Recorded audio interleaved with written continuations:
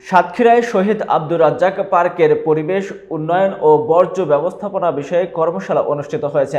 বিস্তারিত থাকছে মোকাররম বিল্লাহ ইমনের প্রতিবেদনে।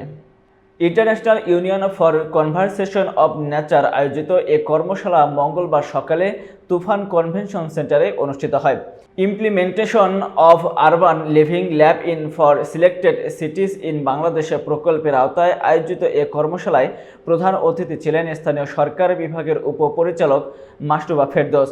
অনুষ্ঠানে সাতক্ষীরা পৌরসভার নির্বাহী কর্মকর্তা লিয়াকত আলী, জেলা শিক্ষা অফিসার আবুল খায়ের, প্রাথমিক শিক্ষা অফিসার হোসেনা ইয়াসমিন করিম, মহিলা বিষয়ক অধিদপ্তরের উপপরিচালক নাজমুন নাহার, জিআইজেড প্রকল্প প্রধান এম মাহমুদুর রহমান সহ বিভিন্ন দপ্তরের কর্মকর্তারা উপস্থিত ছিলেন।